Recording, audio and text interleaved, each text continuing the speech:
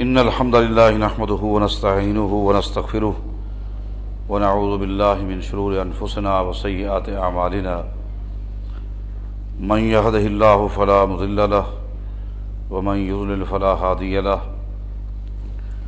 وأشهد أن لا إله إلا الله وحده لا شريك له وأشهد أن محمدا عبده ورسوله اللهم صل على محمد وعلى آل محمد كما صليت على إبراهيم وعلى آل إبراهيم إنك حميد مجيد اللهم بارك على محمد وعلى آل محمد كما باركت على إبراهيم وعلى آل إبراهيم إنك حميد مجيد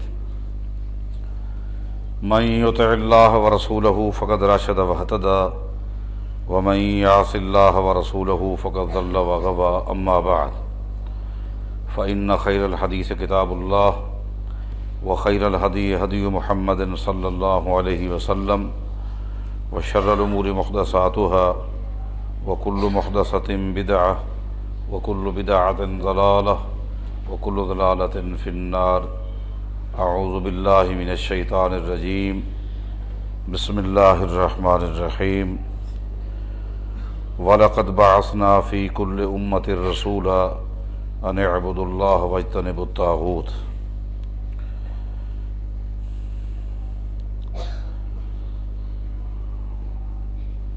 میری جماعت کے فاضل نوجوان جید عالم دین محترم ڈاکٹر عامر عبداللہ حفظہ اللہ تعالی خطاب فرما رہے تھے۔ اللہ تعالیٰ ان کی زندگی میں، ان کے علم میں، ان کے عمل میں، ان کی جہود میں برکتیں عطا فرمائے۔ اللہ تعالیٰ کی توفیق سے ہماری جماعت کے ایک جید ڈاکٹر اور عالم دین کے یہ بیٹے ہیں، اور ان کا گھرانہ اللہ تعالیٰ کی توفیق سے قرآن و سنت کی ترویج کے لیے دن رات مصروف عمل ہے۔ اللہ تعالیٰ برکتیں عطا فرمائے۔ محترم قاری محمد ابراہیم جوناگڑھی حفظہ اللہ وعدے کے بڑے سچے انسان ہیں، اور میں نے دیکھا ہے ان کو ایک عرصہ تک میرے پاس وہ پڑھتے رہے ہیں۔ تکلف نام کی کوئی چیز نہیں ہے، کھری بات کہنے والے ساتھی ہیں، اور ہمارا بھی ہر مسلمان کے بارے حسن ظن ہونا چاہیے۔ میں بھی راستے میں ساتھیوں کو بتا رہا تھا کہ یہ درس کے لیے ٹائم جو دیا جاتا ہے 2 مہینے پہلے، 4 مہینے پہلے، 6 مہینے پہلے، ایک حسن ظن کے تحت وعدہ کر لیا جاتا ہے۔ اب جس ساتھی کے روزانہ پروگرام ہوتے ہیں وہ شخص انسان ہے، کوئی نہ کوئی پروگرام ضرور متاثر ہوگا، بیماری کی وجہ سے، خاندانی مسائل کی بنا پر۔ تو اس میں اچھا گمان دوستوں کو رکھنا چاہیے، اگر وہ نہیں آئے تو ان کے ساتھ یقیناً کوئی عذر ہوگا۔ اور بالخصوص مجھے قاری محمد رفیق صاحب حافظہ اللہ نے بتایا کہ آج دن میں پہلے ان کی گفتگو میرے ساتھ ہوئی مضامین کے حوالے سے، اور طے انہوں نے یہ کیا کہ عقیدہ توحید پر آپ گفتگو کریں گے، سنت کی اہمیت، سنت کے برکات پر قاری صاحب گفتگو کریں گے۔ ڈاکٹر صاحب عال نعال ہیں، وہ انشاءاللہ خود اسٹیج بھی سنبھالیں گے، خطاب بھی فرمائیں گے، اور ایک ماحول کو گرم رکھیں گے۔ اگر انہوں نے نہ ہوتا تو مضمون نہ دیتے، اچانک ان کے ساتھ یہ مسئلہ آ گیا ہے۔ یہ تمہیداً باتیں تھیں کہ اچھا گمان رکھنا چاہیے۔ اللہ تعالیٰ ان کو صحت عطا فرمائے۔ مجھے معلوم نہیں کہ ڈاکٹر صاحب نے کس عنوان پر علمی فکری منہجی گفتگو کی ہے، بہرحال جو انتظامیہ کی طرف سے مجھے عنوان دیا گیا ہے وہ توحید ہے، اس پر کچھ گفتگو کرنی ہے۔ اللہ تعالیٰ حق گوئی کی توفیق عطا فرمائے۔ سب سے پہلا نقطہ یہ ہے کہ اسلام کا نقطہ آغاز توحید ہے۔ اسلام کا نقطہ اول جو ہے وہ توحید ہے۔ ایک حدیث میں توحید کو رأس الاسلام، اسلام کا سر کہا گیا ہے، اور یہ بات آپ جانتے ہیں کہ سر کی سلامتی میں پورے جسم کی سلامتی ہے، اور اگر سر کٹ جائے تو پورا جسم ایک مردار ڈھانچہ ہو کے رہ جاتا ہے۔ سر کے علاوہ اگر ہاتھ کٹ جائے، پاؤں کٹ جائے، تو آپ یوں نہیں کہہ سکتے کہ جسم تباہ ہو گیا، ختم ہو گیا، مردار ڈھانچہ بن گیا، میت بن گئی، یہ ہو گیا، نہیں، کچھ بھی نہیں کہہ سکتے۔ زندگی کے امکانات ہیں، امکانات ہیں۔ اگر سر کٹ جائے تو زندگی کے امکان ختم ہو گئے۔ بالکل اسی طرح اگر دنیا کے کسی شخص کے پاس نمازیں ہیں، روزے ہیں، تلاوتیں ہیں، حج ہے، زکوٰۃ ہے، صدقات ہے، سب کچھ ہے، توحید نہیں ہے تو سمجھو کہ سر نہیں ہے۔ ان عبادات کا کوئی فائدہ ہی نہیں، کوئی فائدہ نہیں۔ انبیاء علیہم الصلوۃ والسلام جو دنیا میں تشریف لائے کس لیے ہے؟ اسی توحید کے لیے۔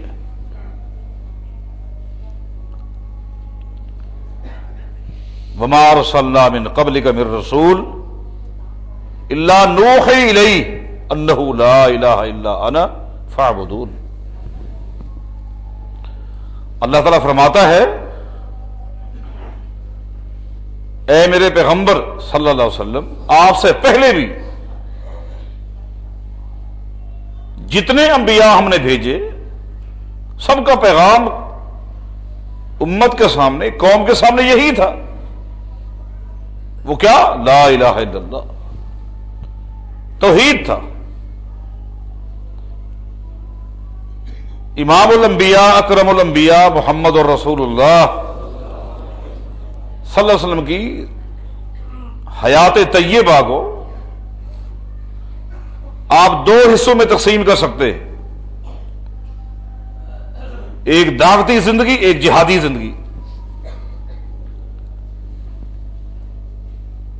دونوں زندگیاں ختم ہو گئیں، کس مقصد کے لیے؟ توحید کے لیے، توحید کو عام کرنے کے لیے۔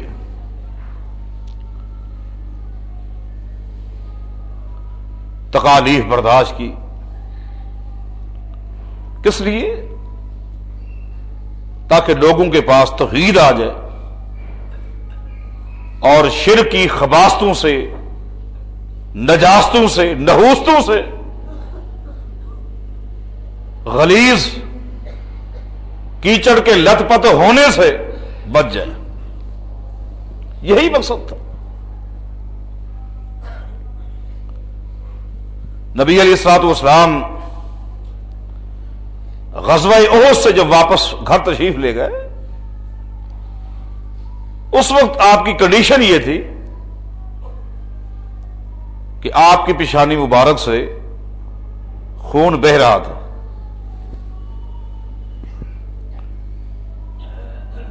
زخمی ہیں۔ سید عائشہ رضی اللہ تعالی عنہا نے نبی علیہ الصلوۃ والسلام سے پوچھا، هل اتاک علیک یوم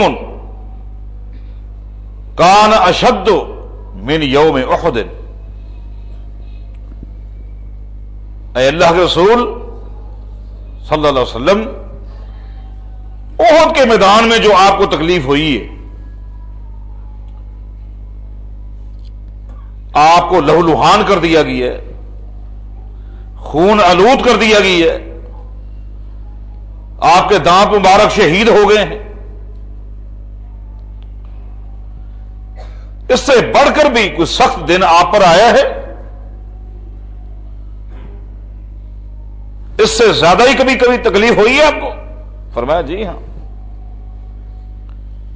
عائشہ رضی اللہ عنہ، یہ احد کے میدان میں کیا تکلیف ہوئی؟ کوئی، جو تکلیف مجھے طائف کی وادی کے اندر پہنچائی گئی، بڑی امید لے کر میں گیا تھا طائف والوں کے پاس، اس لیے کہ طائف والے سارے تاجر ہیں اور بنسبت ملازم کے، مزدور کے، تاجر کا ذہن وسیع ہوتا ہے، اس میں بڑی گنجائش ہوتی، تاجر تنگ دل نہیں ہوتا، تنگ ذہن نہیں ہوتا، بڑی گنجائش ہوتی۔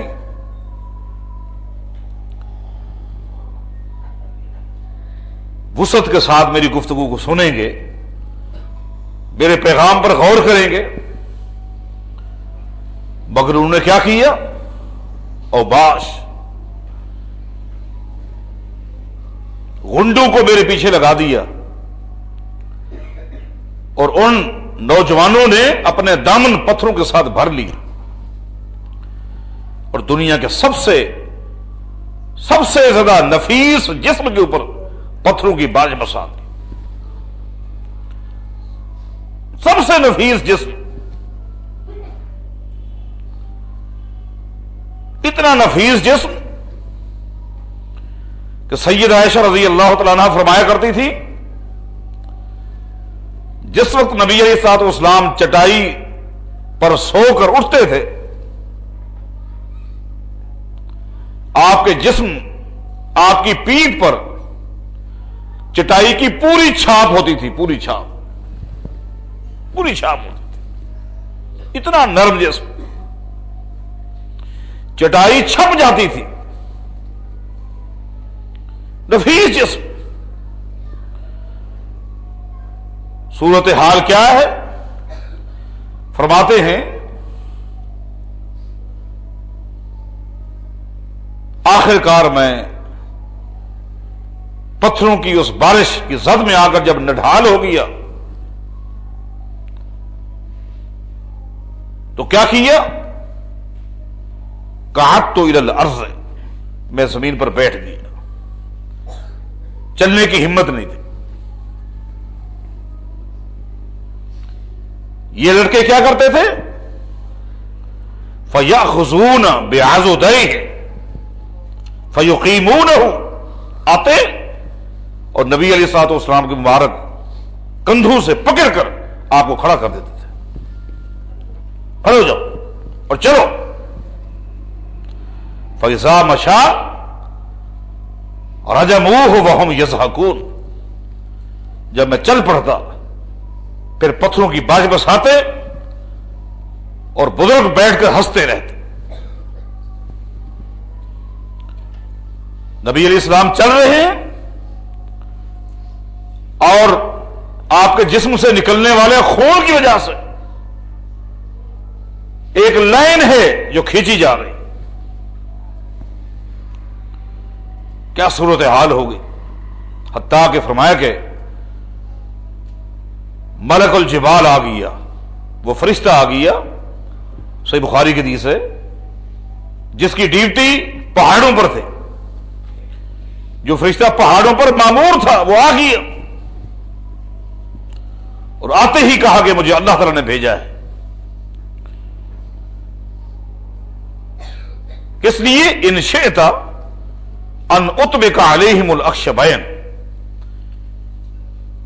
یہ طائف کی بستی پہاڑوں میں گھری ہوئی ہے، چوفیر پہاڑ ہے، درمیان میں یہ بستی ہے۔ ان شئت ان اطبق علیہم الاخشبین، اگر آپ اتفاق کر لیں میں ان سارے پہاڑوں کو قریب کر کے جس طرح چکی سے آٹا نکلتا ہے میں پیس کے رکھ دیتا ہوں. اہل طائف کا ایک بچہ بھی باقی نہیں بچے گا. بس آپ اتفاق کر لیں تکلیف کتنی ہے، دکھ کتنا ہے. ہمیں تو تھوڑی سی بات ہو جائے پتہ نہیں کیا کچھ کہتے، لیکن آپ نے کیا فرمایا؟ بل ارجو ان یخرج اللہ من اصلابہم من یعبد اللہ وحدہ ولا یشرکوا بہ شیئا. نہیں، ایسا نہیں، میرا کوئی اتفاق نہیں ہے. مجھے یقین ہے. رجا یقین کے معنی میں بھی آتا ہے. فمن کان یرجو لقاء ربہ فلیعمل عملا صالحا. رجا یقین کے معنی میں بھی آتا ہے. فرماتا ہے کہ مجھے یقین ہے. یہ بے ادب بن گئے، انہوں نے میرے پیغام کو نہیں سنا، قبول نہیں کیا، لیکن مجھے یقین ہے اللہ تعالیٰ ان کی نسلوں سے ایسے لوگ ضرور پیدا فرمائے گا جو اس توحید کو اپنائیں گے اور شرک کو چھوڑیں گے.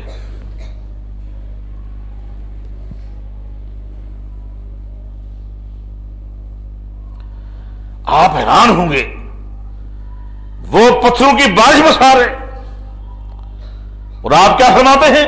اللہم اہد قومی، اے اللہ میری قوم کو ہدایت عطا فرما. ان کو اپنی طرف منسوب کرتے ہیں، اللہ میری قوم، میری قوم ہے، ان کو ہدایت عطا فرما. یہ ساری تکلیفیں کس لیے ہیں؟ توحید کی خاطر.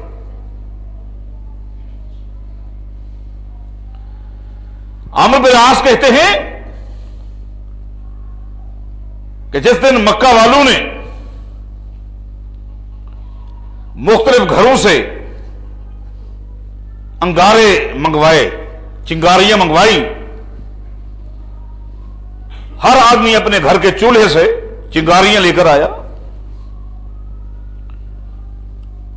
اور ابو جہل نے کہا یہاں رکھ دو، یہاں رکھ دو. اس کے بعد سیدنا بلال کو پکڑا گیا اور ان آگ کی چنگاریوں کے اوپر ان کو لٹا دیا گیا. فرماتے کہ میں ساتھ کھڑا تھا. لو ان بضعۃ لحم وضعت علیہ لنزجت. فرماتے اللہ کی قسم، اگر آگ کی ان انگاروں پر اونٹ کے گوشت کو رکھ دیا جاتا اسی وقت وہ جل جاتا. جس پر سیدنا بلال کو لٹایا گیا. کس لیے؟ توحید کو چھوڑنے کی خاطر. اور زبان پر کیا جملہ ہے؟ احد احد. توحید کو سینے کے ساتھ لگایا ہوا ہے. توحید کو اپنے دل کی زینت بنایا ہوا ہے. امیر عمر رضی اللہ تعالیٰ عنہ نے اپنے دور خلافت میں ایک دن سیدنا بلال کو اپنے پاس بلایا تھا. سیدنا عمر ممبر پر بیٹھے، مسجد نبوی بھری ہوئی، سیدنا بلال کو بلایا. بلال آگے آ گئے. امیر عمر نے فرمایا بلال تمہاری وہ پیٹھ جس کو توحید کی خاطر آگ کے انگاریوں پر، چنگاریوں پر، شولوں پر رکھ دیا جاتا تھا، میں اس پیٹھ کو دیکھنا چاہتا ہوں. سیدنا بلال کہتے ہیں کہ زندگی میں نے کبھی بھی امیر عمر کی نافرمانی نہیں کی تھی. جو کچھ کہتے تھے مانتا تھا، لیکن آج میں نے کہا نہیں، میں نہیں دکھلاؤں گا. میں نے اپنی پیٹھ کو چھپایا ہوا ہے، میں کسی کو نہیں دکھلاؤں گا، اس کو چھپا کے رکھوں گا. کب تک؟ کہتے قیامت تک. قیامت کے دن جب اللہ تعالیٰ مجھ سے پوچھے گا بلال دنیا میں کیا کیا، تو اللہ تعالیٰ کو اپنی پیٹھ دکھلاؤں گا، تیری توحید کی خاطر یہ کیا۔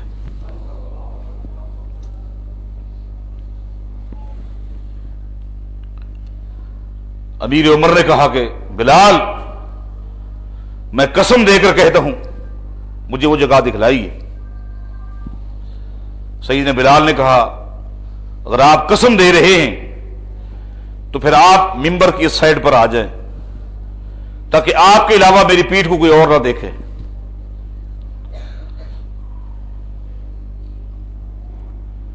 اللہ اکبر کبیر۔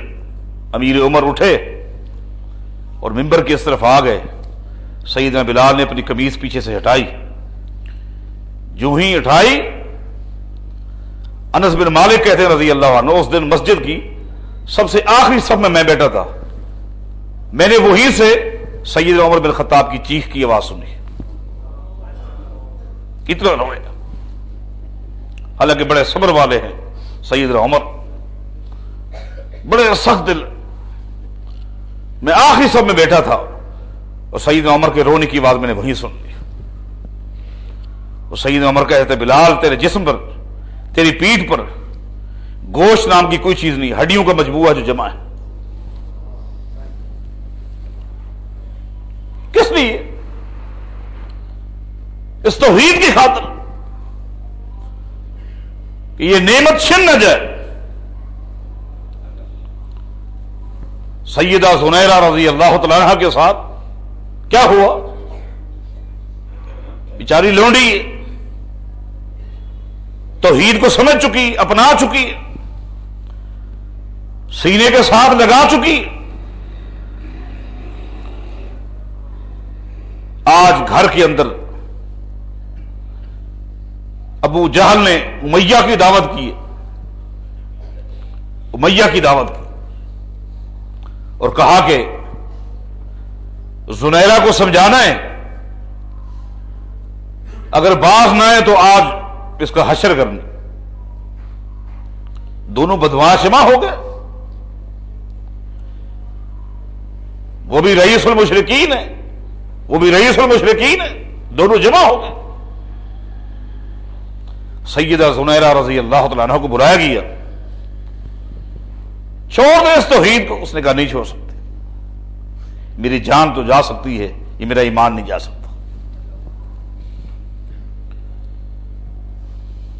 ابو جہل اٹھا، خاتون بیچاری کیا کر سکتے، یہ ظالم اٹھا اور سیدہ زنیرہ کو کلٹی کر کے زمین پر لٹا دیا، اور امیہ نے اپنا جوتا اتارا اور چہرے پر مارنا شروع کر دیا۔ اتنا مارا، اتنا مارا، حتیٰ کہ اس بیچاری کی دونوں آنکھیں باہر آ گئی، نبینا ہو گئی بیچاری۔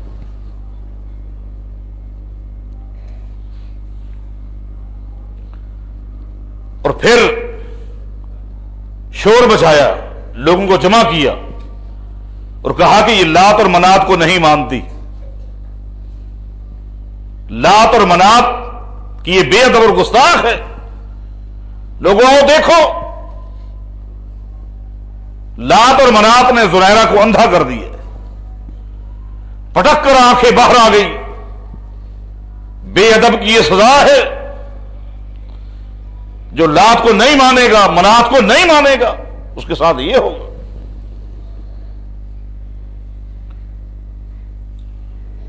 بیچاری ایک کونے میں پڑی ہوئی ہے، کیا غیرت ہے، کیا جرأت ہے اور کیا ایمان ہے۔ نبی اسلام کو فرمان ہے اللہ تعالیٰ اگر کسی شخص کو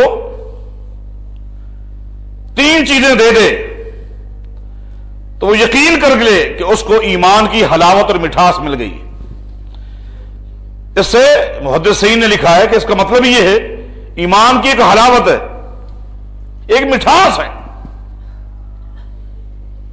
اے دن گمراہ وہ شخص ہوتا ہے جس کو ایمان کی حلاوت مل ہی نہیں۔ جس کو ایمان کی حلاوت اور مٹھاس مل جائے پھر پوری کائنات روٹ جائے، ایمان کو وہ جدا نہیں کر سکتا. کونے پڑی ہوئی اس نے یہ آواز سنی کہ کہا جا رہا ہے کہ لات اور منات کو نہیں مانتی. اس نے اندھا کر دیا. وہیں پڑی ہوئی کیفیت میں کہا، او لوگوں، لات اور منات نہ آنکھیں دے سکتا ہے نہ لے سکتا ہے. نہ لات میں یہ ہمت ہے نہ منات میں. آنکھیں دینا اور آنکھیں لینا، یہ آنکھیں لی ہیں میرے رب نے. وَهُوَ قَادِرٌ عَلَىٰ أَن يَرُدَّ بَصَرِي، اور میرا رب آج بھی قادر ہے، اگر وہ دینا چاہے نکلی ہوئی آنکھوں کو واپس وہ دے سکتا ہے. اور حدیث میں آتا ہے جب صبح کو زنیرہ اٹھی دوبارہ اللہ نے آنکھیں واپس دے دی تھی. کیا ایمان ہے، کیا عقیدے کی پختگی ہے. یہ ساری قربانیاں توحید کی خاطر.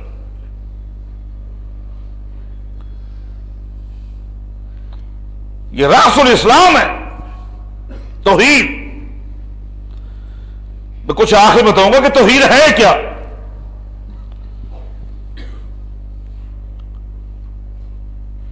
ایک حدیث میں توحید کو چابی کہا گیا ہے. چابی، اللہ کے پیغمبر فرماتے ہیں توحید جو ہے یہ ایک چابی ہے. اس سے کیا ہوگا؟ فرمایا کہ یہ وہ چابی ہے جس سے جنت کے دروازوں کو کھولا جائے گا. جس کے پاس یہ توحید نہیں ہے، چابی ہی نہیں اس کے پاس، اس کے لیے جنت کا دروازہ بند ہے، مغلق ہے. یہ چابی ہر پیغمبر کی پہلی دعوت، پہلا پیغام توحید ہے. نبی علیہ الصلوۃ والسلام نے سیدنا معاذ بن جبل رضی اللہ تعالی عنہ کو جب یمن کی طرف روانہ کیا تو کیا فرمایا؟ کیا فرمایا؟ تبلیغ کے لیے بھیجا. تبلیغ کی ترتیب دیکھو، آج ہمارے ہاں ترتیبیں بدلی ہوئی.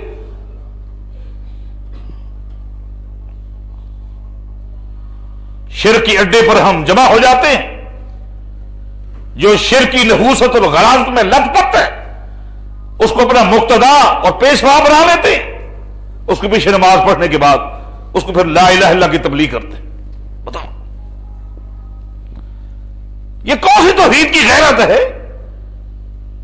یہ کون سی دعوت توحید ہے کہ پہلے آپ نے اس کو قید مانا، مقتدا مانا، اس کی امامت میں آپ نے قیام کیا، رکوع کیا، سجود کیا. اب آپ اس کی عقیدے کی اصلاح کر رہے ہیں. یہ ترتیبی بات ہے. اے معاذ تم یمن جا رہے ہو، سمجھایا ان کو. حالانکہ معاذ عام آدمی نہیں ہے، چوٹی کے عالم، چوٹی کے عالم. معاذ بن جبل اس امت کے اتنے بڑے عالم ہیں. آپ اندازہ لگائیں کہ امیر عمر رضی اللہ تعالیٰ عنہ کو جب خنجر لگے، آخری وقت ہے، چٹائی خون آلود ہے، آتے باہر آ چکی، اپنے بعد کس کو خلیفہ بنایا جائے مشورے ہو رہے. امیر عمر فرماتے ہیں کہ لو ادرکت معاذ بن جبل، کیونکہ معاذ بن جبل رضی اللہ تعالیٰ عنہ امیر عمر کی خلافت میں ہی فوت ہو گئے تھے. ملک شام میں طاعون کی بیماری کے اندر آئے اور فوت ہو گئے تھے. آج امیر عمر فرماتے ہیں لو ادرکت معاذ بن جبل، آج اگر معاذ بن جبل زندہ ہوتے تو خلافت کے لیے مشورے ہی نہ کرنے پڑتے. ولیتہ، بغیر مشورے کے معاذ بن جبل کو خلیفہ بنا دیتا. ثم لقیت ربی عز وجل، معاذ بن جبل کو خلیفہ بنانے کے بعد جب میں دنیا سے چلا جاتا اور اللہ تعالیٰ مجھ سے پوچھتا مستخلفت علی امت محمد صلی اللہ علیہ وسلم، اے عمر، امت محمد پر کس کو خلیفہ بنا کر آئے؟ تو میں آگے سے کیا جواب دیتا؟ سمیت عبدک ورسولک یقول، اے اللہ، میں نے تیرے بندے سے، تیرے رسول سے ایک حدیث سنی تھی، اللہ کے پیغمبر نے فرمایا تھا یاتی بین جد العلماء برتوۃ، اللہ کے پیغمبر نے فرمایا تھا کہ قیامت کے دن میری امت کے علماء جب جمع ہوں گے، پوری امت کے علماء کے قائد اور لیڈر معاذ بن جبل ہوں گے رضی اللہ۔ اور ایک حدیث میں آتا ہے اسلام کو فرمان ہے کہ جس شخص کے پاس جتنا دین کا علم ہوگا اتنی قیامت کے دن اس کی گردن لمبی ہوگی، اس کی گردن بلند ہوگی۔ اور فرمایا کہ تمہیں پتا ہے قیامت کے دن سب سے لمبی گردن کس کی ہوگی؟ فرمایا کہ معاذ بن جبل کی ہوگی۔ اندازہ لگائے، اتنے بڑے عالم کو، محدث کو، امام کو دائی بنا کر بھیجا جا رہا ہے اور دعوت کے اسلوب سمجھائے جا رہے ہیں۔ اے معاذ، ان اول ما تدعوہم الیہ ان یوحدوا اللہ، اے معاذ، اہل یمن کو سب سے پہلی دعوت جو دینی ہے وہ توحید کی دینی ہے، توحید کی دینی، اور دیتے رہنا ہے۔ کب تک؟ فَإِنْ أَطَاعُوكَ لِذَلِكَ فَأَعْلِمْهُمْ أَنَّ اللَّهَ افْتَرَضَ عَلَيْهِمُ الصَّلَوَاتِ، جس وقت وہ توحید کی دعوت کو قبول کر لے اس دن بتانا کہ تمہارے اوپر 5 نمازیں فرض ہیں، اس سے پہلے نہیں بتانا، کہ وہ پڑھیں گے تو کوئی فائدہ نہیں ہے۔ اس سے پہلے اگر بتا دیا تم نے کوئی فائدہ نہیں ہوگا نمازوں کا، یہ نمازیں نہیں ہوگی، یہ ٹکریں ہوگی،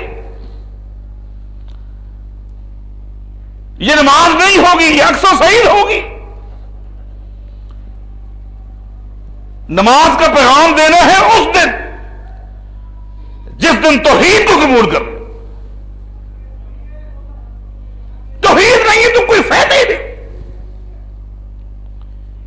کسی عمل کا کوئی فائدہ نہیں۔ نبی علیہ السلام کی خدمت میں عمرو بن عاص آئے تھے رضی اللہ عنہ، اور آ کر کہا کہ اے اللہ کے رسول صلی اللہ علیہ وسلم، میرے والد عاص کا انتقال ہو گئی ہے، عاص بن وائل کا، مشرک تھا، میرے باپ نے مرنے سے پہلے ایک وصیت کی تھی، وصیت یہ کی تھی کہ جب میں مر جاؤں میری طرف سے 100 غلام آزاد کر دینا، 100 غلام۔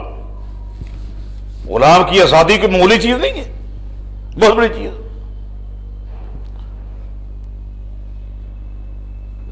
نبی اسلام کو فرمان ہے جو شخص کسی غلام کو آزاد کرتا ہے، آزادی کا مطلب ہی ہے اس کے جسم کے سارے اعضاء اب آزاد ہے، جہاں جایا جا سکتا ہے، جو کام کرنا چاہے کرے، جس کی چاہے سنے، جس کے ساتھ چاہے باتیں کرے، آزاد ہے، پورا جسم آزاد ہو گیا۔ فرمایا کہ جو شخص کسی ایک غلام کو آزاد کرتا ہے، اللہ تعالیٰ اس غلام کے بدلے اس آزاد کرنے والے آدمی کے جسم کے ایک ایک جوڑ کو جہنم سے آزاد کر دیتا ہے۔ اس نے کہا تھا کہ 100 غلام آزاد کر دینا، اے اللہ کے رسول صلی اللہ علیہ وسلم، ہشام نے 50 غلام آزاد کر دیے،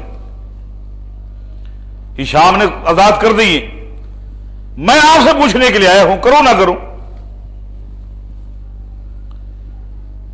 آپ نے کیا فرمایا؟ فرمایا کہ اما ابو کا لو کان اقر بالتوحید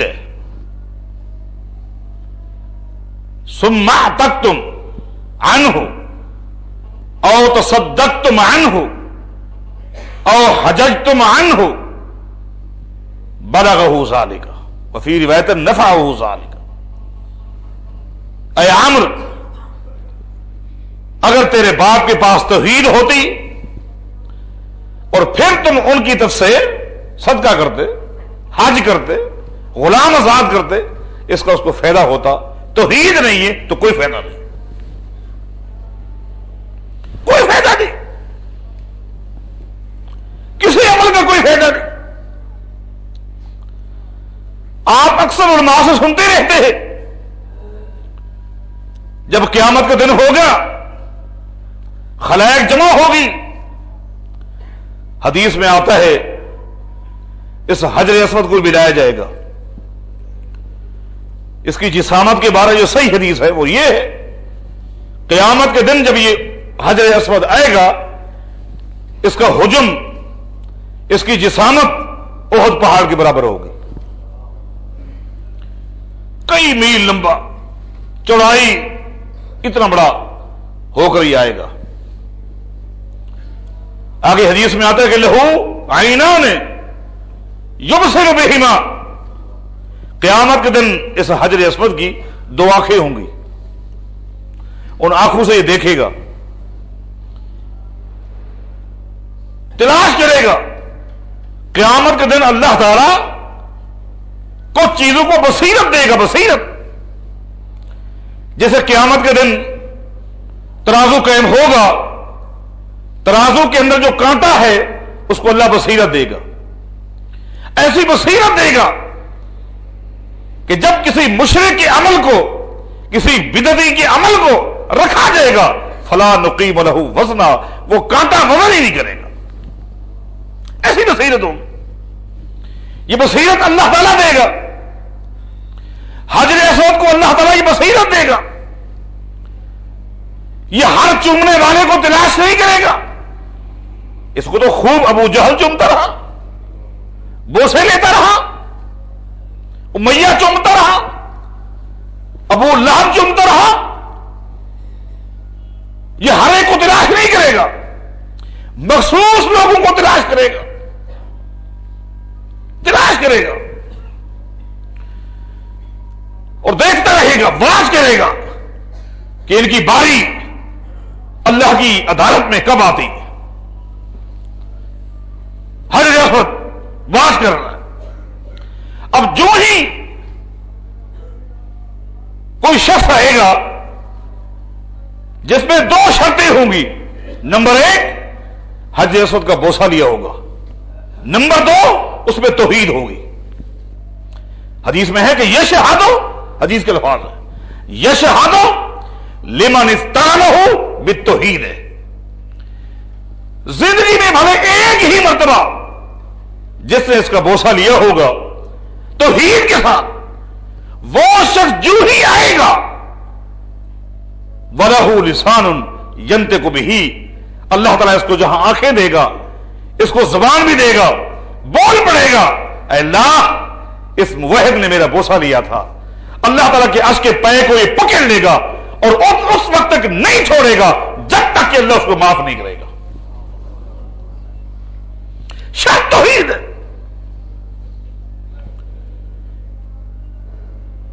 شرک کی نحوستوں سے بچا ہوا ہو،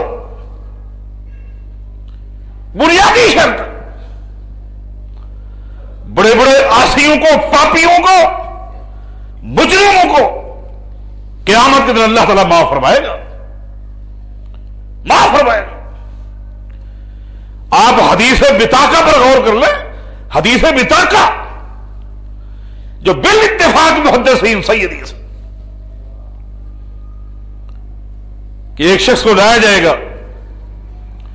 اللہ کے سامنے کھڑا کر دیا جائے گا، اللہ تعالیٰ فرشتے کو حکم دے گا اس کی زندگی کے اعمال کا ایک رجسٹر نکال، وہ رجسٹر نکالے گا۔ حدیث میں آتا ہے کہ وہ رجسٹر اتنا لمبا ہوگا کہ جہاں تک نگاہ جا سکتی ہے رجسٹر ہوگا۔ اللہ تعالیٰ باوجود جاننے کے فرشتے سے پوچھے گا اس میں کیا ہے؟ اے اللہ، اس پورے رجسٹر میں گناہ ہے، نیکی ایک بھی نہیں، پورے رجسٹر میں گناہ ہے، نیکی ایک بھی نہیں۔ ٹھیک ہے، دوسرا رجسٹر ہے؟ ہاں ہے، نکال، وہ بھی حد البصر ہے، اتنا لمبا، اس میں بتاؤ کتنی نیکیاں ہیں، کتنے گناہ ہیں۔ اس بندے کو بتانے کے لیے اللہ تو جانتا ہے، اے اللہ یہ بھی کالا سیاہ ہے، اس رجسٹر میں بھی ایک نیکی نہیں، سارے گناہ۔ حتیٰ کہ حدیث میں آتا ہے اس کے زندگی کے 99 رجسٹر کھولے جائیں گے جس میں ایک بھی نیکی نہیں ہوگی۔ اندازہ لگائیے، 99 رجسٹر، گناہ ہی گناہ ہے، نیکی ایک بھی نہیں۔ اب وہ کانپ رہا ہے، کیا بنے گا؟ اللہ پاک فرمائے گا ہاں بتا، حل لک من عذر، یہ جو تیرے گناہ لکھے ہوئے ہیں ان کے بارے تیرا کوئی عذر ہے کہ زبردستی لوگوں نے گناہ کروائے ہوں؟ کوئی عذر ہے؟ ہو سکتا ہے کہ گن پوائنٹ پہ یہ نافرمانی کے کام تم سے ہو گئے ہو؟ فیقول اللہ، وہ کہے گا نہیں اللہ، کوئی عذر نہیں ہے، یہ میری کوتاہی ہے۔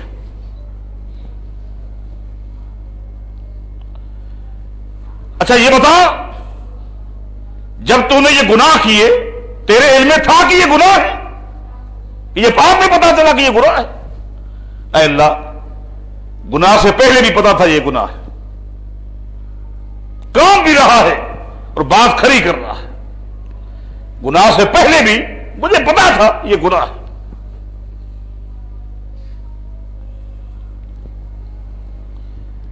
اللہ تعالیٰ سوال کرے گا لیکن وہ اپنی کمزوری کو رکھے گا۔ اللہ تعالیٰ جب دیکھے گا اس شخص کو کہ اب اس پریشانی میں یہ گر جائے گا، اللہ فرمائے گا تیری ہمارے پاس نیکی موجود ہے اور آج ظلم نہیں ہوگا، انصاف ہوگا۔ اب وہ انتظار کرے گا کہ کون سی نیکی ہے۔ اللہ تعالیٰ فرشتے سے فرمائے گا کچھ اور ہے؟ ہاں اللہ ہے۔ حدیث میں آتا ہے کہ بطاقہ عربی میں چھوٹے سے کارڈ کو کہتے ہیں، کارڈ کو، پرچی۔ پیر کا تویز بھی بڑا ہوتا ہے، چھوٹی پرچی، ایک چھوٹی سی پرچی فرشتہ نکالے گا، اس میں اس کی نیکی۔ بندہ سوچے گا 99 گناہوں کے رجسٹر ہیں جو ترازو کے ایک پلڑے میں رکھ دیے گئے، دوسرے پلڑوں میں یہ پلڑے میں یہ پرچی کیا کرے گی؟ لیکن حدیث میں آتا ہے کہ جو ہی فرشتہ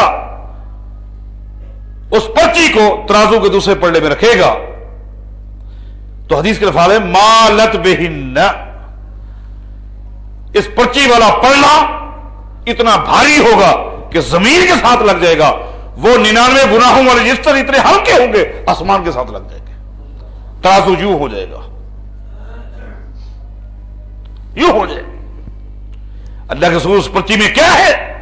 فرمایا کہ اس پرچی کے اندر اس بندے کی توحید لکھی ہوگی، لا الہ الا اللہ، توحید تھی، توحید کی غیرت تھی، مر مٹتا تھا گناہگار تھا لیکن توحید کی غیرت تھی، توحید کے مسئلے میں کبھی اس نے سودا بازی نہیں کی تھی۔ یا ابن آدم لو اتیتنی بقراب الارض خطایا ثم لقیتنی لا تشرک بی شیئا لاتیتک بقراب الارض مغفرۃ وفضلا. اللہ فرماتا ہے او آدم کا بیٹا، او آدم کی بیٹی، اگر تو میرے پاس آئے، کس طرح آئے کہ زمین سے لے کر آسمان تک یہ پورا خلا تیرے گناہوں کے ساتھ بھرا ہوا، ثم لقیتنی، اور تیری ملاقات مجھ سے ہو کس طرح؟ لا تشرک بی شیئا، تو نے زندگی میں کبھی شرک نہ کیا ہو، لاتیتک بقراب الارض مغفرۃ وفضلا، یہ خلا جو گناہوں کے ساتھ پر ہے اس کو مٹا کر اپنی رحمت سے بھر دوں گا. توحید کی برکات دیکھیں. اب پہلا نقطہ مکمل ہو گیا. دوسرا نقطہ کہ توحید، عقیدہ توحید کیا ہے؟ میں نے اپنے شاگرد کا بھی ٹائم لینا ہے نا جی. آپ تو سمجھے کہ چلو ایک ہیں تو جلدی جان چھوٹ جائے گی. قاری ابراہیم جناگڑھی حافظہ اللہ کا بھی تو وقت میں ہوں گا انشاءاللہ. آپ یوں سمجھے کہ ابراہیم نہیں بلکہ ابراہیمان ہیں. ہاں، آپ اس بات کو ذہن نشین کر لیں. عقیدہ توحید فطری عقیدہ ہے، فطری عقیدہ ہے. اگر انبیاء نہ بھی آتے تب بھی یہ فطری عقیدہ ہے. ایسا فطری عقیدہ ہے توحید کہ ایک چیونٹی کو بھی پتا ہے کہ میرا خالق، میرا مالک، میرا رازق کون ہے. فطری عقیدہ. اللہم انا خلق من خلقک لیس بنا خلن سکیاک. سلیمان علیہ السلام اپنی امت کو لے کر میدان میں گئے بارش کی دعا کرنے کے لیے. وہاں کیا دیکھتے ہیں؟ رآ نملۃ مستلقیۃ علی ظہرہا قائمۃ بقوائمہا وہی تقول. دیکھا کہ ایک چھوٹی سی چیمٹی چت لیٹی ہوئی ہے اور ننھی ننھی ٹانگیں اس نے آسمان کی طرف اٹھائی ہوئی. وہی تقول، اور کہہ رہی ہے، کیا کہہ رہی ہے؟ اللہم، کیا کہہ رہی ہے؟ اللہ اللہ. درمیان میں کوئی ہے؟ درمیان میں کہ میری اس کے آگے، اس کی اللہ کے آگے؟ اللہم. یہ جملہ اللہ کو بڑا پسند ہے. یہ بندہ براہ راست مجھے پکار ہے. اللہ فرماتا کہ لا تضربوا للہ الامثال. خبردار، اللہ کی مثالیں مت دیا کرو. جی بادشاہ تک پہنچنے کے لیے وزیر کی ضرورت ہوتی ہے، وزیر تک رابطہ کرنے کے لیے ناظم کی ضرورت ہوتی ہے، ناظم تک پہنچنے کے لیے علاقے کے چودھری کی ضرورت ہوتی ہے. اللہ کے بندو، اللہ کے لیے مثالیں پیش نہ کرو. اس لیے تمہارا بادشاہ جو براہ راست تمہاری نہیں سنتا، براہ راست اس کا دفتر تمہارے لیے کھلا ہوا نہیں ہے، وہ ظالم بھی ہو سکتا ہے جو ہر ایک کی نہیں سنتا. اللہ تو ظالم نہیں ہے. کبھی سیڑھیاں لگاتے ہو، وہ سیڑھیاں وہاں لگی جاتی ہے جہاں فاصلے ہوتے، فاصلے ہوتے.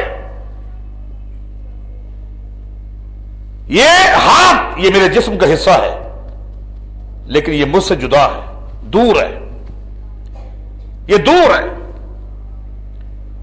یہ مجھ سے دور ہے. یہ ٹانگیں، یہ میرے جسم کا حصہ ہے لیکن مجھ سے دور ہے. اللہ تعالیٰ اپنے علم کے لحاظ سے اس سے بھی زیادہ قریب ہے. نحن اقرب الیہ من حبل الورید. اللہ تعالیٰ اپنی قدرت کے لحاظ سے، اپنے علم کے لحاظ سے شارک سے زیادہ قریب ہے. شارک کا ذکر کیوں آیا؟ سب سے قریب ترین وہی رنگ ہے جس پر ہاتھ رکھ دیا جائے جان ختم ہو جاتی ہے، جان نکل جاتی ہے. یہاں سیڑھیاں لگاتے ہو، یہ فطری عقیدہ ہے. چت لیٹی ہوئی ہے، آسمان کی طرف چھوٹی چھوٹی ٹانگیں اٹھائی ہوئی ہے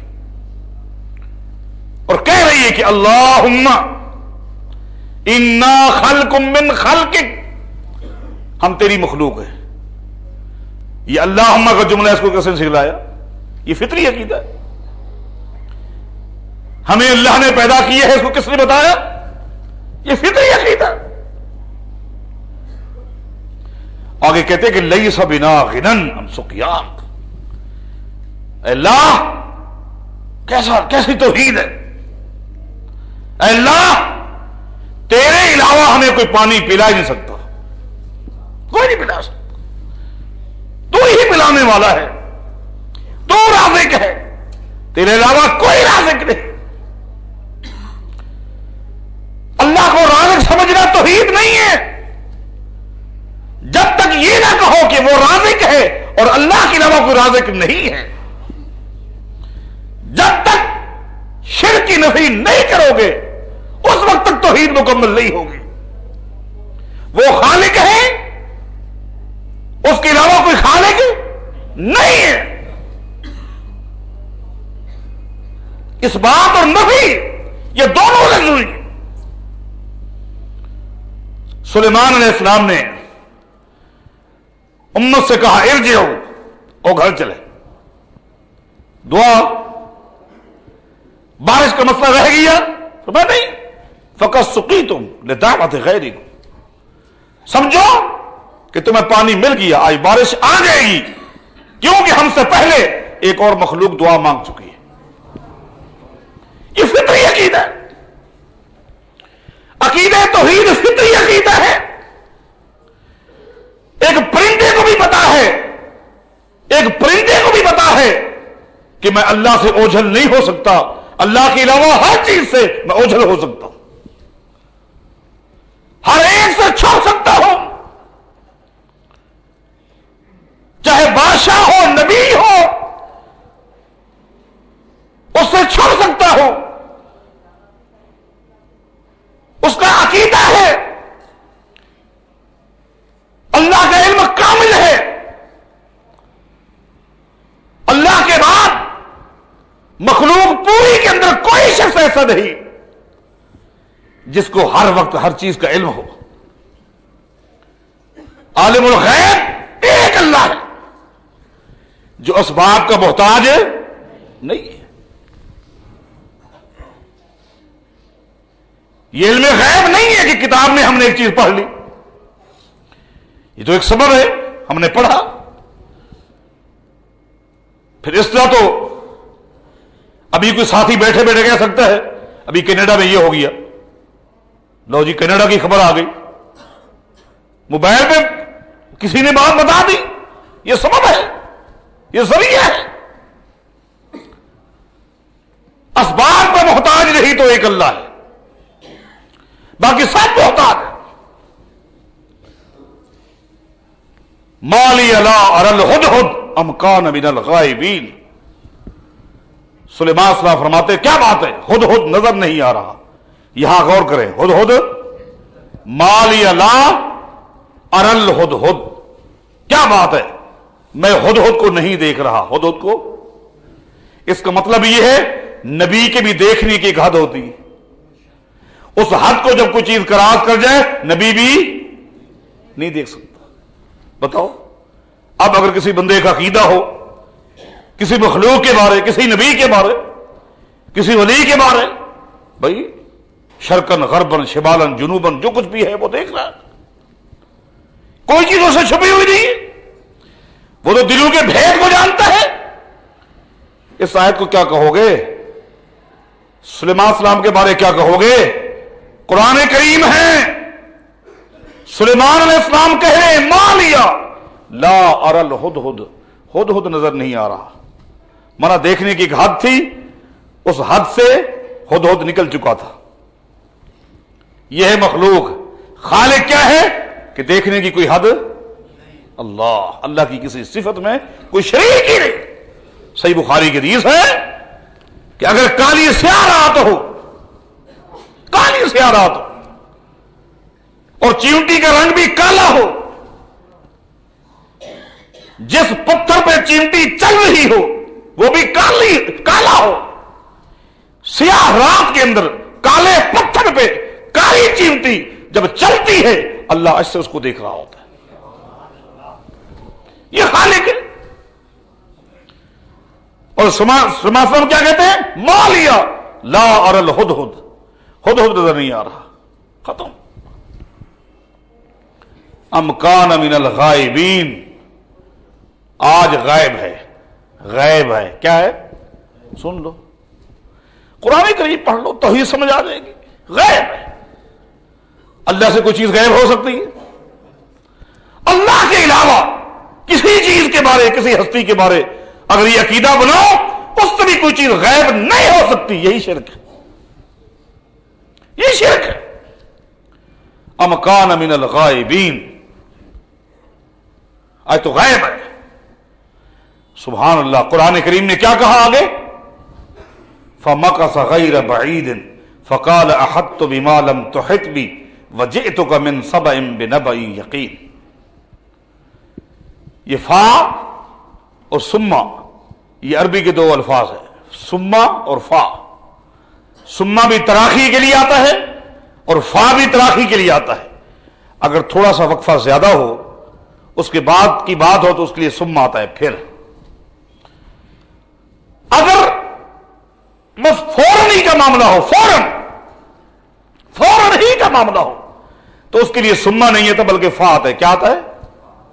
قرآن کریم نے کیا کہا؟ فَمَكَثَ غَيْرَ بَعِيدٍ فَقَالَ أَحَطْتُ بِمَا لَمْ تُحِطْ بِهِ.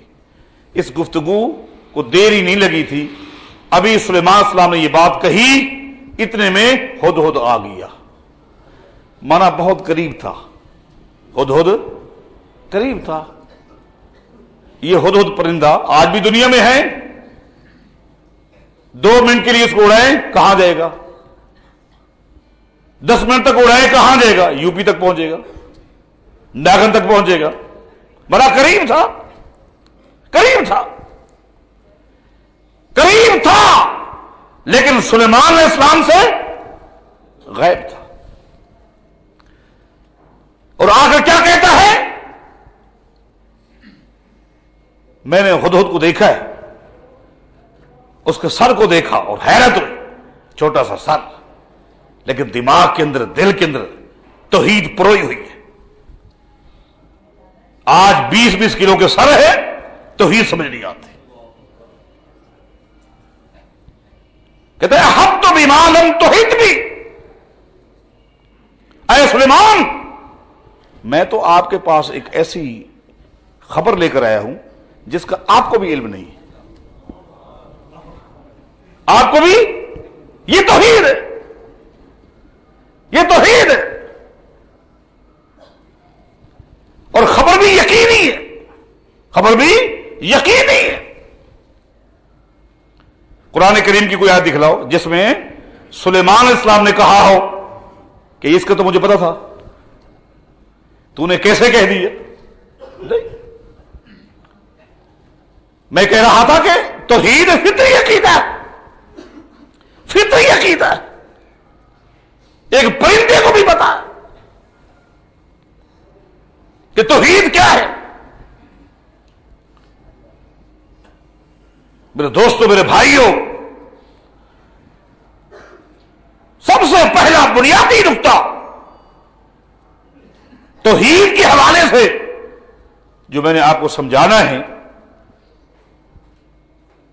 وہ ایک صحیح بخاری اور مختلف کتب کے اندر جو حدیث ہے اس کے حوالے سے آپ کو سمجھاتا ہوں. اور یہ ساری احادیث سنی ہوئی ہے. غزوہ احد کی تھوڑی دیر پہلے میں نے بات چلائی تھی. جب نبی علیہ الصلوۃ والسلام خون آلود ہوئے، چہرے سے، ماتھے سے، سر سے خون بہ رہا، تو آپ نے فرمایا کہ کیف یفلح قوم شجوا نبیہم.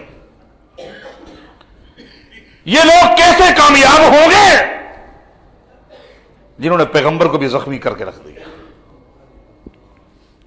اور ایک حدیث میں آتا ہے نبی علیہ السلام نے صنادید قریش میں سے، سرداران قریش میں سے 3 آدمیوں کا نام لیا، 3 کا نام لیا، سہیل بن عمرو کا نام لیا، صفوان بن امیہ کا نام لیا، اور حارث بن ہشام کا نام لیا۔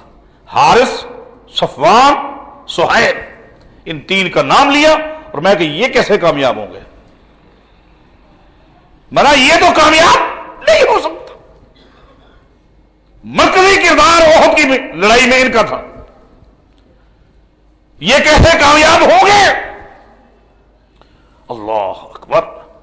یہ جملہ نبی علیہ السلام کی مبارک زبان سے نکلا، اللہ نے جبریل کے ذریعے قرآن نازل کر دیا، لیس لک من الامر شیء او یتوب علیہم او یعذبہم فانہم ظالمون۔ اے میرے پیغمبر صلی اللہ علیہ وسلم، آپ کا یہ کہنا کہ یہ کیسے کامیاب ہوں گے، یہ ہمارا امر ہے، یہ معاملہ ہمارا ہے، اور ہمارے کسی معاملے میں آپ کا کوئی دخل نہیں ہے۔ یہ ہے توحید، یہ ہے توحید کہ اللہ کے کسی امر میں، معاملے میں کسی کا کوئی دخل۔ جب امام الانبیاء کا دخل نہیں ہے تو آپ کے بعد دنیا کا کون سا ولی ہو سکتا ہے جس کا دخل ہو سکتا ہے؟ اللہ کے امر میں کسی کا کوئی دخل نہیں۔ رزق دینا یہ کس کا امر ہے؟ جب بندے کا عقیدہ بن جائے کہ اللہ کے کسی معاملے میں کسی کا کوئی دخل نہیں، اللہ کے علاوہ کسی اور سے رزق مانگے گا، اولاد کسی اور سے مانگے گا، اگر یہ نقطہ سمجھ آ جائے تو۔ صحت دینا کس کا کام ہے؟ یہ اللہ کا امر ہے۔ اگر بندے کا عقیدہ بن جائے اللہ کے کسی امر میں، معاملے میں کسی کا کوئی دخل نہیں، تو صحت کے لیے اللہ کے آگے ہاتھ پھیلائے گا، یہ کسی اور کے آگے ہاتھ پھیلائے گا؟ لیس لک من الامر شیء، اے میرے پیغمبر صلی اللہ علیہ وسلم، ہمارے کسی بھی امر میں آپ کا کوئی دخل نہیں ہے۔ او یتوب علیہم، ممکن ہے یہ اپنے گناہوں کو مان لے، اعتراف کرے، توبہ کرے، میں ان کو معاف کر دوں گا۔ او یعذبہم فانہم ظالمون، اگر توبہ نہ کی تو ان کو عذاب دوں گا، اس لیے کہ ظالم تو ہے، لیکن امر میرا ہے اور میرے امر میں آپ کا کوئی دخل نہیں ہے۔ قربان جائیں جن 3 کافروں کا اللہ کے پیغمبر نے نام لیا تھا، جب مکہ فتح ہوا تینوں اللہ کے پیغمبر کے سامنے بیٹھے اور مسلمان ہو گئے۔ اللہ نے واضح کر دیا کہ لیس لک من الامر شیء، اللہ کے امر میں آپ کا کوئی دخل نہیں۔ یہ ہے توحید۔ اس توحید کو سمجھو۔ عقیدے کی اصلاح ضروری ہے، عقیدے کی برکات دیکھیں۔ پہلے پیغام میں کیا فرمایا؟ قولوا لا الہ الا اللہ، لا الہ الا اللہ کہو۔ اس کی برکت دنیا میں کیا ہوگی، آخر میں کیا ہوگی؟ فرمایا کہ دنیا میں برکت یہ ہوگی تملک العرب والعجم، توحید کو تم اپناؤ، عجم اور عرب پر تمہاری حکومت ہوگی۔ یہ توحید کی برکت ہے دنیا میں، اس کی اندر برکت ہے۔ صحیح بخاری کی حدیث اٹھائے، جب ہرقل نے، جو پوری دنیا کا، پوری دنیا کی عیسائیت کا سب سے بڑا بادشاہ ہے ہرقل، اس وقت ملک شام کی وہ حیثیت تھی جو آج امریکہ اپنے آپ کو سمجھتا ہے۔ اس وقت شام کے عیسائیوں کو یہ گھمنڈ تھا جو آج یورپ والوں کو ہے، اور ہرقل جو پوری دنیا کی عیسائیت کا سب سے بڑا بادشاہ بھی تھا، اور پوری عیسائی دنیا کا سب سے بڑا عالم بھی تھا، علم کا بھی پہاڑ تھا۔ جب ابو سفیان کے ذریعے تعارف ہوا اللہ کے پیغمبر کا، وہ سنتا رہا۔ ابو سفیان بھی اس وقت مشرک تھا اور وہ عیسائی، تو اس نے ایک سوال کیا ابو سفیان سے، بہت سارے سوال ہیں، ماذا یأمرکم، محمد کا پیغام کیا ہے؟ صلی اللہ علیہ وسلم؟ کیا پیغام، دعوت کیا ہے، اعلان کیا ہے؟ ابو سفیان نے کہا اس کے پیغام میں دو نقطے. پہلا نقطہ یہ ہے کہ اعبدوا اللہ وحدہ ولا تشرکوا بہ شیئا، ایک اللہ کی عبادت کرو، اللہ کے ساتھ کسی کو شریک نہ کرو. دوسرا نقطہ یہ ہے کہ وَاتْرُكُوا مَا يَقُولُ آبَاؤُكُمْ، خطر، آج کے بعد تمہارے باپ دادا کی بات نہیں چلے گی بلکہ محمد کی بات چلے گی. تمہارے باپ کا فتویٰ، رائے، فیصلہ غلط ہو سکتا ہے، اسے چھوڑنا ہوگا. اس رائے کے مقابلے میں، اس قیاس کے مقابلے میں، اس فتوے کے مقابلے میں لینا ہوگا کس کو؟ محمد مصطفیٰ کے فیصلے کو. ہرقل بادشاہ تھا، وہ سمجھ گیا کہ وہ شخص تو یک جائی ہے، ہر جائی نہیں ہے. وہ تو بڑا غیرت مند، اس میں تو ہر جائی پن ہے نہیں. ہر جائی تو یہ ہے پتھر کے آگے جھکا ہوا ہے، درخت کے آگے جھکا ہوا ہے، گھوڑوں کے آگے جھکا ہوا ہے. شرک، اللہ کی قسم، شرک مشرک کے لیے بھی توحید ہے، مشرک کی بھی توحید ہے. کیوں؟ جن جانوروں کو اللہ نے اس کی خدمت کے لیے پیدا کیا ہے یہ اس کے آگے جھکا ہوا ہے. یہ پوری کائنات اللہ نے بنائی ہے کس کے لیے؟ انسان کے لیے. اب یہ ظالم ڈرتا ہے، کبھی پتھروں سے ڈرتا ہے، کبھی درختوں سے ڈرتا ہے، کبھی جانور سے ڈرتا ہے، کبھی اس کا خوف، کبھی اس کا خوف. اس کی بھی توحید ہے، نفس مشرک کی توحید ہے. کبھی اس کے آگے ماتھا، کبھی اس کے آگے ماتھا جھکایا ہوا ہے، ہر جائی ہے. ہرقل نے کہا کہ جو کہتا ہے کہ اعبدوا اللہ وحدہ، اس کا مطلب یہ ہے کہ وہ شخص ہر جائی نہیں بلکہ یک جائی ہے، یک جائی ہے. جو شخص کہتا ہے کہ وَاتْرُكُوا مَا يَقُولُ آبَاؤُكُمْ، اور برادریوں کی باتیں دین نہیں ہے، اس کا مطلب یہ ہے کہ وہ ہر جائی نہیں ہے. ورنہ ہر آدمی کی برادری اپنی، وڈیرا اپنا، دین اپنا نہیں، یک جائی ہے. اور یک جائی کی برکت کیا ہے؟ اس نے ابو سفیان سے کیا کہا؟ ان کان ما تقول بی حقا فسیملک موضع قدمی ہاتین.